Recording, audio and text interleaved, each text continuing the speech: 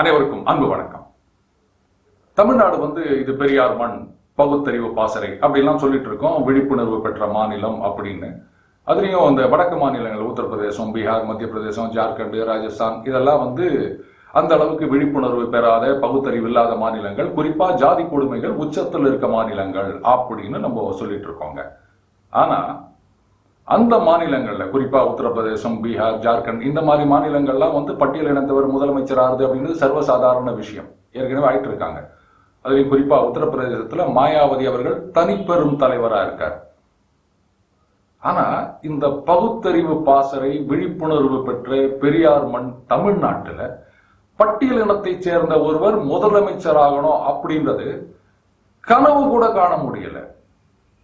என்ன காரணமா இருக்கும்? அது சரி, பஞ்சாயத்து தலைவர் சேர்லயே உட்கார மாட்டேன்றாங்க, இதுல நீங்க சிஎம் சேர்லையான்னு கேக்குறீங்களா? வாஸ்தவம் தான், இதுக்கு என்கிட்ட பதில் கிடையாது, சம்பந்தப்பட்டவர்கள் தான் பதில் சொல்லணும். ஆனா இந்த 2021 தேர்தல்ல அந்த மாதிரி ஒரு கனவு நனவாவதற்கு வாய்ப்பு இருக்கா மாதிரி எனக்கு தோணுதுங்க. ஆச்சரியமா இருக்கா? வரேன். அதுக்கு முன்னாடி ஒரு சின்ன உதாரணம். அது சரி, இந்த மாதிரி உதாரணம் சொல்றதானங்க நம்ம பாணி, அப்படியே ஒன்று சொல்லிட்டு போயிடுறோம். இந்த கெமிக்கல்ஸை வச்சு லேப்ல வேலை செய்யறவங்க ரெண்டு விதமா, ஒண்ணு இந்த காம்பவுண்ட்ஸ் எல்லாம் சேர்த்தீங்கன்னா இந்த மாதிரி ஒரு ரியாக்ஷன் வரலாம் அப்படின்னு எதிர்பார்த்து டெஸ்ட் பண்றது ஒண்ணு. அடுத்தது ரியாக்ஷனை வச்சு சரி அதுல இந்த காம்பவுண்ட் இருக்கும் அதனால இந்த மாதிரி ஆயிருக்கு அப்படின்னு முடிவுக்கு வருது இன்னொரு வகை. இதுல நம்ம இந்த ரெண்டாவது வகைக்கு போலாம். ஏன்னா தலைப்புக்கு இதுக்கு சம்மந்தம் இல்லைன்றீங்களா? இருங்க வரேன், எப்படியாவது கொண்டு நான் ஜாயின் பண்ணிடுவேன், விடமாட்டேன். இந்த மனுஸ்மிருதி விஷயம் திருமா அவர்கள் பேசினது இது எனக்குள்ள பல கேள்விகளை எழுப்பினது. நான் முந்தைய பதவியில கூட சொல்லியிருந்தேன், இது ஏகப்பட்ட கேள்விகளை எழுப்பி இருக்கு அப்படின்னு. ஆனா என்னென்ன மாதிரி காரணங்கள் இருக்கலாம் அப்படின்னு ரொம்பவே நான் இதை பத்தி யோசிச்சுட்டு இருந்தேங்க. இதுல இந்த ரெண்டாவது வழிக்கு தான் நம்ம போகணும். கருப்பர் கூட்டம் விஷயத்தை பொறுத்த வரைக்கும் அது பெரிய கொந்தளிப்பை ஏற்படுத்தியது தமிழக மக்கள் கிட்ட. அந்த நேரத்தில் திமுக டிஃபென்சிவ் தான் ஆடினாங்க.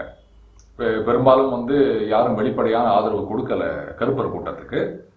ஆனால் இந்த முறை இந்த மனுஸ்மிருதி விஷயத்துல எதிர்கட்சிகள், குறிப்பா திமுக அணியில இருக்கிற அத்தனை கட்சிகளும் திருமா அவர்களுக்கு வெளிப்படையா ஆதரவு கொடுத்திருக்காங்க. அதுவும் எப்படின்னா, அவர் பேசினது தப்பே இல்லை, அவர் மேல வழக்கு பதிந்ததே தப்பு, அதை வாபஸ் வாங்கணும் அப்படின்ற மாதிரி எல்லாம் பேசியிருக்காங்க. இப்ப பாருங்க, ஒட்டுமொத்த எதிர்கட்சிகளும், அதாவது திமுக அணியில இருக்கிற அத்தனை கட்சிகளும் திருமா அவர்களுக்கு பின்னாடி ஒன்றிணைந்து ஆதரவு தெரிவித்திருக்கிறார்கள். இதை ஒத்துக்கிறீங்க இல்லையா? சரி, இப்போ இதுல ஆபரேட்டிவ் வேர்டு அப்படின்னு ஒண்ணு இருக்கு. பின்னாடி அப்படின்றத அண்டர்லைன் பண்ணுங்க. திருமா அவர்களுக்கு பின்னாடி அத்தனை எதிர்கட்சிகளும் ஒன்றிணைந்து நிற்கின்றன அப்படின்னும் போது அப்ப திருமா அவர்கள் முன்னிலைப்படுத்தப்பட்டுள்ளார். இன்றைக்கு இருக்கிற அரசியல் சூழ்நிலை திருமா அவர்கள் அப்படின்ற ஒரு அச்சை மையமா வச்சுதான் சூழலுது. ஏன்னா பாஜக கூட திருமா அவர்களைத்தான் இப்ப எதிர்க்கிறாங்க, இந்த மாதிரி பண்ணது தப்பு அப்படின்ட்டு. திடீர்னு நடந்த இந்த விஷயங்கள்ல திருமா அவர்களுக்கு அரசியல்ல ஒரு பெரிய முக்கியத்துவம் கிடைத்துள்ளது. இதை நீங்க ஒத்துக்கிறீங்க இல்லையா? ஏன்னா இன்னைக்கு எந்த ஊடகம் எடுத்தாலும், எந்த பத்திரிகை எடுத்தாலும் திருமா அவர்கள் வெர்சஸ் பாஜக அப்படின்றதுதான் பெரிய விஷயமாக பேசப்படுகிறது. இதுதாங்க அரசியல்ல முக்கியத்துவத்துக்கும் முன்னிலைப்படுத்துவதற்குமான முதல் படி. சரி, இப்போ நான் சில கேள்விகள் கேட்கிறேன் உங்களை. அந்த கேள்விகளுக்கான விடையை நீங்களே சொல்லணும். இன்றைக்கு இப்ப உருவாகி இருக்கிற அரசியல் சூழ்நிலை காரணமா திமுக அணியிலிருந்து விடுதலை சிறுத்தைகளை வெளியேற்றுவதற்கு திமுக முன் வருமா? இந்த கேள்விக்கு விடை ரொம்ப சுலபங்க. ஏன்னா திருமா அவர்களுக்கு இந்த மாதிரி வெளிப்படையா ஆதரவு கொடுத்துட்டு, அதுவும் அவர் கையில் எடுத்திருக்கிறது மனுஸ்மிருதி அப்படின்னும் போது விடுதலை சிறுத்தைகள் கட்சியை அணியிலிருந்து வெளியேறுவதற்கு திமுக முன் வராது அப்படின்றதுதான் உண்மை. சரி, இப்போ இதை புரிஞ்சுட்டீங்களா? சமீபத்துல ஒரு ரூமர் ரொம்ப நாளா சுத்திட்டு இருந்ததுங்க. என்னன்னா, அந்த சின்ன கட்சிகள், குறிப்பா விடுதலை சிறுத்தைகள், மதிமுக, இவங்கெல்லாம் உதயசூரியன் சின்னத்துல தான் போட்டியிடணும், தனி சின்னம் கிடையாது அப்படின்னு திமுக ஒரு வியூகம் வச்சிருக்கு அப்படின்னு அந்த செய்தியை திமுக தலைவர் ஸ்டாலின் அவர்கள் வெளிப்படையா மறுக்கல. அது பொய் செய்தின்னு கூட சொல்லலை. அது பூடகமா என்ன சொன்னாரு, அது பல கட்ட பேச்சுவார்த்தை நடக்கும், அதுலதான் எத்தனை தொகுதிகள்ல போட்டியிடுவது அப்படின்றது முடிவாகும் சொன்னாரே தவிர, இல்ல உதயசூரியன் சின்னத்துலதான் சின்ன கட்சிகள் போட்டியிடணும் இல்ல அப்படின்றத பத்தி அவர் எதுவுமே சொல்லல. சரி, இப்ப கேள்விக்கு வரும். இன்னைக்கு இருக்கிற சூழ்நிலையில விடுதலை சிறுத்தைகளை அணியிலிருந்து வெளியே விட முடியாது அப்படின்ற ஒரு நிலைமை இருக்கும்போது, விடுதலை சிறுத்தைகள் நாங்க எங்க சின்னத்துலதான் போட்டியிடுவோம் அப்படின்னு சொன்னா அதை மறுப்பதற்கு திமுகவால முடியுமா? ஏன்னா அப்படி அவங்க எங்களுடைய சின்னத்துலதான் போட்டியிடணும் அப்படின்னு கண்டிஷன் வச்சா, விடுதலை சிறுத்தைகள் நாங்க கூட்டணியை விட்டு வெளியேறோம் அப்படின்னு சொன்னா அதுக்கு திமுக இடம் கொடுக்க முடியாது. அதனால விடுதலை சிறுத்தைகள் மட்டுமல்ல, ஏன்னா விடுதலை சிறுத்தைகளுக்கு நீங்க அவங்க சின்னத்துல போட்டியிட அனுமதி கொடுத்தீங்கன்னா அப்புறம் மதிமுக மற்ற கட்சிகள்லாம் கேட்கத்தான் செய்வாங்க. அப்போ ஒவ்வொரு சிறிய கட்சிகளும் பொது சின்னம் உதயசூரியன் சின்னத்துல போட்டியிடலாம் அப்படின்ற ஒரு வியூகம், அது எந்த அளவுக்கு உண்மைன்னு எனக்கு தெரியாது. ஆனால் பத்திரிகைகளில் வருகின்ற செய்திகள் அதை ஸ்டாலின் அவர்கள் மறுக்கலை அப்படின்றத பார்க்கும்போது, இப்படி ஒரு வியூகம் இருந்திருந்தால் அந்த வியூகம் இப்ப செல்லாம போயிடுச்சு. சரி, அடுத்தது விடுதலை சிறுத்தைகளுக்கு அதுவும் பத்திரிகைகளில் செய்திகள் தான் என்னன்னா, திமுக ஒரு எம்பி சீட்டுக்கு 4 எம்எல்ஏ சீட்டு கொடுக்கறதா ஏதோ பேச்சு இருக்கு அப்படின்றாங்க. அப்படி பார்க்கும்போது விடுதலை சிறுத்தைகள் 2 எம்பி 8 எம்எல்ஏ சீட்டு கொடுக்கலாம். அதுல ஒரு எம்பி ரவிக்குமார் அவர்கள் உதயசூரியன் சின்னத்துல தான் போட்டியிட்டார் அப்படின்றதுனால அந்த 4 பேரும் உதயசூரியன் சின்னத்திலையும், சிதம்பரத்துல திருமா அவர்கள் தனி சின்னத்துல போட்டியிட்டதுனால அந்த கணக்குக்கு ஒரு 4 தொகுதிகள் விடுதலை சிறுத்தைகளோட தனி சின்னத்திலையும் அப்படின்னு ஒரு ஐடியா இருக்கிறதா பத்திரிகைகள்ல செய்தி. ஆனா இன்னைக்கு இருக்கிற சூழ்நிலையில இந்த 8 சீட்டு எங்களுக்கு போதாது, எங்களுடைய தனி சின்னத்துல 12 சீட்டு 15 சீட்டு 20 சீட்டு வேணும் அப்படின்னு கூட விடுதலை சிறுத்தைகள் கேட்கலாம். இத திமுக எப்படி டீல் பண்ண போறாங்க அப்படின்றது ஒரு கேள்வி. ஏன்னா இன்னைக்கு நான் சொன்ன மாதிரி அரசியல் அப்படின்றது திருமா அவர்களை மையமா வச்சுதான் சுழன்று கொண்டிருக்கிறது. அதனால திருமா அவர்களுக்கு கிடைச்சிருக்கிற முக்கியத்துவமும் முன்னிலைப்படுத்துவதும் இதை வச்சு அவர் அதிகமான சீட்டுகளை கேட்டா அதை ஓரளவுக்கு மேல மறுக்க முடியாத சூழ்நிலையில திமுக இருக்கிறது.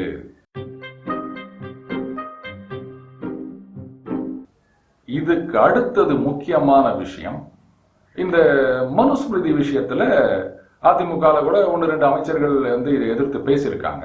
ஆனா ரொம்பவே ஆச்சரியமா பாமக தலைவர் ராமதாஸ் அவர்கள் இதை பத்தி எதுவுமே பேசலைங்க. இதை பத்தி எதுவுமே பேசலன்றதை விட அதுக்கப்புறம் பெரியார் சிலையில காவிச்சாயம் பூசின உடனே அதுக்கு ஒரு அறிக்கை விடுறாரு. அப்ப இந்த மனுஸ்மிருதியை பத்தின இங்க ஒரு பெரிய பிரச்சனை நடக்கிறது டாக்டர் ராமதாஸ் அவர்களுக்கு தெரியவே தெரியாதா? ஏன் அவர் அமைதியா இருக்கார் அப்படின்னா அதுல ஒரு சின்ன கால்குலேஷன் இருக்கிறதா நான் பாக்குறேன். ஏன்னா சமீபத்துல அதிமுக அரசாங்கத்தை ஒரு மாதிரி மறைமுகமா குறை சொல்லி நிறைய அறிக்கைகள் விட்டிருக்காரு டாக்டர் ராமதாஸ் அவர்கள். இது அவர் திமுகவை நோக்கி நகர்கிறார் அப்படின்ற ஒரு தோற்றத்தை ஏற்படுத்தியது. அது மட்டும் இல்லாம இன்னும் பல பேரும் சொல்லிட்டு இருக்காங்க, ரஜினிகாந்த் அவர்கள் கட்சி ஆரம்பிச்சா அதோட கூட பாமக சேரலாம் அப்படின்னும் வதந்திகள் வந்துட்டு இருக்கு. ஏன்னா அரசியல்ல நிரந்தர எதிரியும் இல்லை நிரந்தர நண்பனும் இல்லை அப்படின்னு சொல்லுவாங்க. ஒரு காலத்துல பாமகவுக்கும் ரஜினிகாந்த் அவர்களுக்கும் எவ்வளோ பிரச்சனைகள் இருந்ததுன்னு எல்லாருக்கும் தெரியும். படப்பட்டியெல்லாம் எடுத்துட்டு ஓடின விஷயங்கள்லாம் நமக்கு தெரியும். ஆனா எதுவுமே நிரந்தரம் இல்லை. இன்னைக்கு திட்டிப்பாங்க, நாளைக்கு கூட்டணியில் இருப்பாங்க அப்படின்றதுதான் நம்ம பார்க்கிற விஷயம். அதனால ரஜினிகாந்த் அவர்கள் கட்சி ஆரம்பித்தால் அதுல பாமக சேரலாமா அப்படின்றது ஒரு பாசிபிலிட்டி இருக்கு. பட் அதுக்கு முதல்ல அவர் கட்சி ஆரம்பிக்கிட்டோம். ஆனா சமீபத்துல நடந்த சில நிகழ்வுகள், அறிக்கைகள், அதுக்கப்புறம் ரஜினி சொன்ன பதில் இதெல்லாம் வச்சு பார்க்கும்போது அவர் கட்சி ஆரம்பிச்ச பிறகுதான் அந்த கூட்டணியை பத்தி எல்லாம் பேச முடியும். அதுவும் எந்த அளவுக்கு ஒரு பார்கெனிங் பவர் இருக்கும் பாமகக்கு அப்படின்றதும் கேள்வி.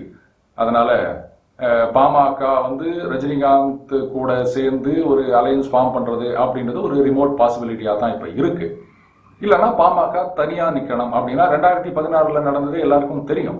ஏன்னா பாமகவை பொறுத்த வரைக்கும் தனியா நின்று ஜெயிக்கிறது அப்படின்றது ரொம்பவே கஷ்டமான காரியங்க. அவங்க கூட்டணியில இருந்தால் மட்டும்தான் எம்எல்ஏ சீட்டு ஜெயிக்க முடியும். தனியா நின்றா அது ரொம்ப ரொம்ப கஷ்டம். இந்த இடத்துலதான் திருமா அவர்களுக்கு கிடைத்துள்ள முக்கியத்துவம் கம்ஸ் இன் டு பிளே.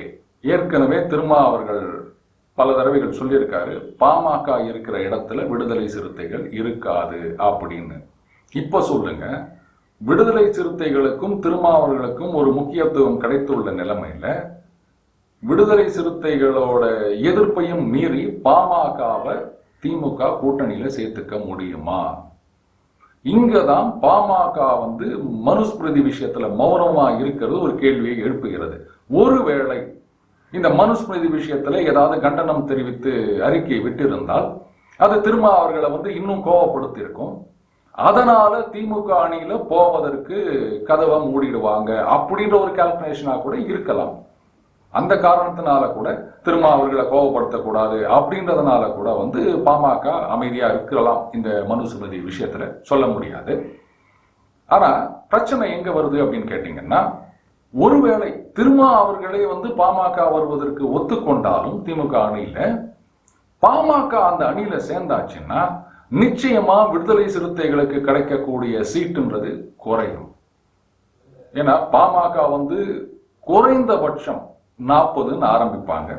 20 சீட்டு 25 சீட்டாவது கொடுக்க வேண்டிய கட்டாயம். இது நடுவில் காங்கிரஸ் வேற திமுக கூட்டணியில இருக்கு. போன தடவை 41 சீட்டு கொடுத்தாங்க. இந்த தடவை எத்தனை கொடுப்பாங்க அப்படின்னு தெரியல. 30 32 அப்படின்னு பேசிட்டு இருக்காங்க. பாமகவும் அந்த அணியில் நுழைந்தால் நிச்சயமா காங்கிரசுக்கான கோட்டாவும் குறைக்கப்படும். அப்போ விடுதலை சிறுத்தைகள் காங்கிரஸ் 2 கட்சிகளுக்கு கொடுக்கக்கூடிய சீட்டை தான் பாமகக்கு ஒதுக்க வேண்டிய கட்டாயம். இதை எந்த அளவுக்கு விடுதலை சிறுத்தைகளும் காங்கிரசும் ஏத்துப்பாங்க அப்படின்றது ஒரு பெரிய கேள்விக்குறி. அதனால பாமக திமுக அணியில் போய் சேருவது அப்படின்றது அதுவும் இப்போ ஒரு ரிமோட் பாசிபிலிட்டி ஆகிவிட்டது. ஏன்னா விடுதலை சிறுத்தைகள் ஒத்துட்டாலுமே அவங்களுடைய சீட்டு குறையும் போது நிச்சயமா விடுதலை சிறுத்தைகள் யோசிக்க தான் செய்வாங்க. விடுதலை சிறுத்தைகள் ஒத்துக்கலன்னா பாமகவை எப்படி கூட்டணியில கொண்டு வருது அப்படின்றது இன்னொரு பெரிய கேள்வி. இது எப்படி திமுக தலைவர் ஸ்டாலின் அவர்கள் டீல் பண்ண போறாருன்றதை பொறுத்திருந்து தான் பார்க்கணும். ஆனால் இந்த மனுஸ்மிருதி விஷயத்துலதான் கலைஞர் அவர்களுடைய ஆப்சன்ஸை நம்ம ஃபீல் பண்றோம்னு நினைக்கிறேன்.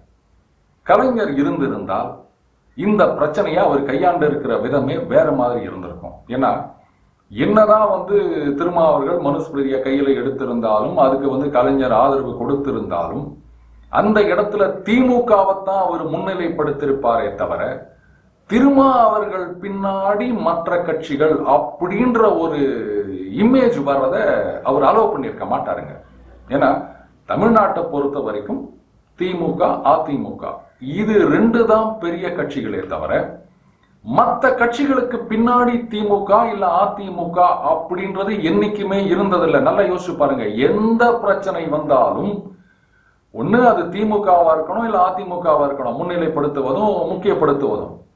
ஆனா இன்னைக்கு திருமா அவர்களுக்கு பின்னாடி திமுகன்ற மாதிரி ஒரு இமேஜ் இருக்கு இந்த மனுஸ்மிருதி விஷயத்தை பொறுத்த வரைக்கும்.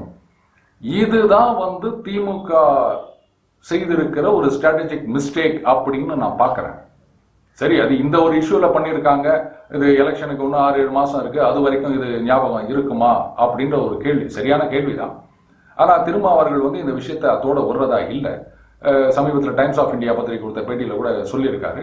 இந்த மனுஸ்மிருதி அதை தமிழ் டிரான்ஸ்லேஷன் இதை புத்தகமாவோ இல்லை துண்டு பிரசுரங்களாவோ போட்டு பெண்களுக்கெல்லாம் விநியோகப்படுத்த போறோம் அப்படின்னு சொல்லியிருக்காரு. ஆக இந்த பிரச்சனைய பாஜக மறந்தாலும் திருமாவர்கள் விடுவதற்கு தயாராக இல்லை.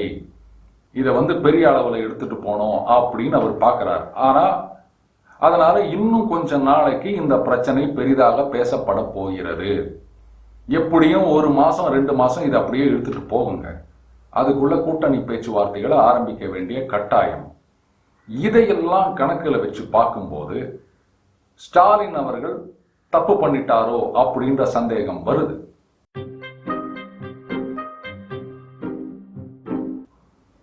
கலைஞர் இருந்திருந்தால் இந்த மாதிரி பண்ணிருக்க மாட்டாரு அப்படின்றத தான் நான் இங்க பதிவு பண்ண விரும்புறேன். எப்பவுமே பெரிய கட்சிகள் தான் முதல்ல இருக்கணும். சின்ன கட்சிகளுக்கு பின்னாடி பெரிய கட்சிகள் போறதுன்றது மக்கள் மனசுல என்ன மாதிரியான ஒரு தோற்றத்தை உருவாக்கும்னு யோசிச்சு பார்க்கணுங்க. ஏன்னா அரசியல்ல ஆதரவு இல்ல எதிர்ப்பு வெற்றி தோல்வி அப்படின்றது எல்லாமே பெர்செப்ஷன், அதுதான் முக்கியம். மக்கள் என்ன நினைக்கிறாங்க, பெரும்பாலான நேரங்கள்ல மக்களோட பெர்செப்ஷனுக்கும் ஃபேக்ட்ஸ் ஆஃப் த மேட்டருக்கும் சம்பந்தம் இருக்காது. ஆனால் அந்த பெர்செப்ஷன் தான் it plays a very big role in deciding the victor அப்படின்றத யாராலையும் மறுக்க முடியாது. அந்த பெர்செப்ஷன் பேட்டில் இன்னைக்கு திமுக பெரிய தப்பு பண்ணிட்டாங்க. இந்த பெர்செப்ஷன் பேட்டிலையும் இன்னைக்கு திமுக ஒரு அடி பின்தங்கி இருக்கிறதையும் ஸ்டாலின் அவர்கள் எப்படி டீல் பண்றார் அப்படின்றத வச்சுதான் கலைஞருடைய இடத்தை அவரால் நிரப்ப முடியுமா முடியாதா அப்படின்றத காலம் முடிவு செய்யும். ஆனால் நான் முதல்ல சொன்ன பாருங்க, கனவு நனவாகும் அப்படின்னு.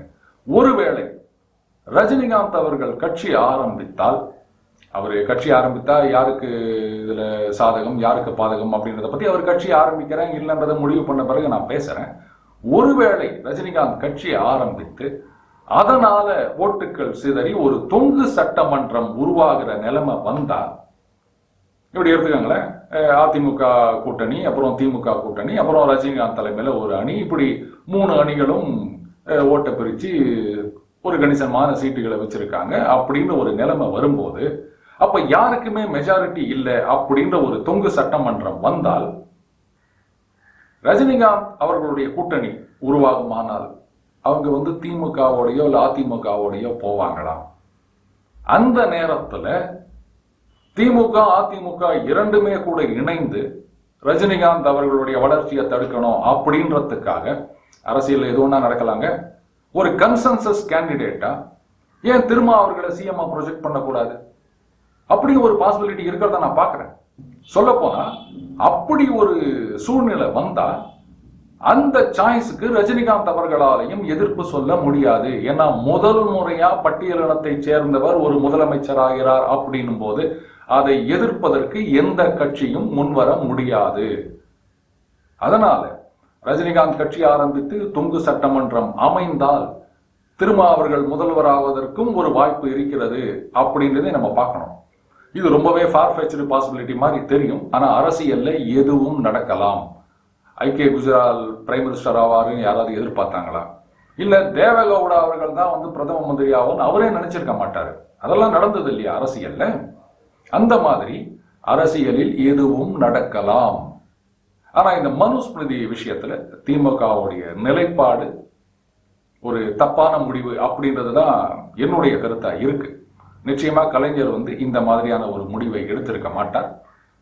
இதனோட விளைவுகள் எப்படி இருக்கு அப்படின்றத காலம்தான் பதில் சொல்லும். மீண்டும் அடுத்த பதில் சந்திப்போம். வணக்கம்.